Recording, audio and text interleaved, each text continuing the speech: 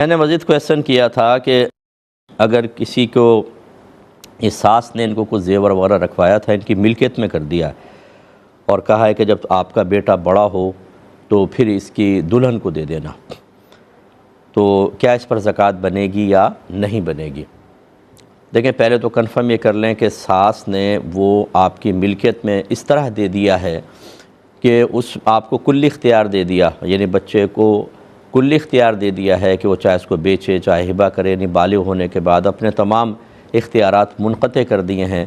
تو پھر یہ گویا کہ بچے کی ملکیت کے اندر داخل ہو جائے گا اور ساس بری ذمہ ہو گئی۔ اب دوسرا مسئلہ یہ ہوتا ہے کہ جو چونکہ آپ کا بیٹا ہے، آپ نے 14 سال عمر بتائی ہے، لڑکی کی بلوغت کی عمر 12 سے 15 سال کے درمیان ہوتی ہے، یعنی اگر اس کو 12 سال سے 15 سال کے درمیان کبھی احتلام ہو جاتا ہے یا فرض کر لیں اس کی شادی کر دی اور اس کی زوجہ پیگننٹ ہو جاتی ہے، تو یہ اس بچے کے بالغ ہونے کی علامت ہے۔ اور اگر 12 سے 15 سال کے درمیان ایسی کوئی علامت ظاہر نہ ہو تو پھر 15 سال کے عمر میں ہم اسے، یعنی جب وہ 16ویں میں لگ جائے، پورا 15 گزر جائے، 16ویں میں لگے گا تو ہم کہیں گے یہ بالغ ہو گیا، چاہے کوئی اور علامت ظاہر ہو یا نہ ہو۔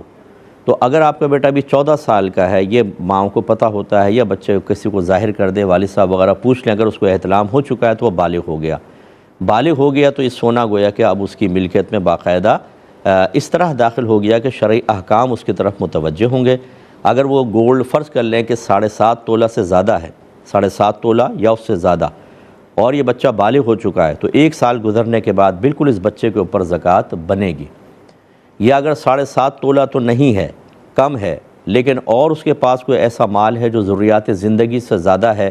روپیہ ہے، کیش وغیرہ رکھا ہوا ہے، کوئی چاندی وغیرہ ہے، کوئی مال تجارت ہے، تو دونوں کو ملا کر دونوں کی قیمت کو دیکھیں گے کہ 52.5 تولہ چاندی کی قیمت تک بنتا ہے کہ نہیں بنتا۔ اگر 2 تولہ سونا بھی ہوگا تو آج کل بن جائے گا، یعنی 52.5 تولہ چاندی کی قیمت تک غالباً بن جائے گا، تو ایسی صورت میں بھی زکوٰۃ ہوگی۔ لیکن اگر گولڈ کم ہے، 7.5 تولہ سے کم ہے، اور اس کی ملکیت میں اور کوئی مال نہیں ہے، تو اس بچے پہ بالغ ہونے کے باوجود زکوٰۃ نہیں ہوگی، کیونکہ ابھی نصاب بنا نہیں ہے۔ تو گویا کہ سب سے پہلے ساس کا ارادہ دیکھ لیں، دوسری بات ہے کہ بچے کی بلوغت کو چیک کر لیں، تیسرا ہے کہ سال گزرا ہے کہ نہیں گزرا، چوتھا سونے کی مقدار کو دیکھیں، پھر آپ اس کا تعین کر سکیں گی۔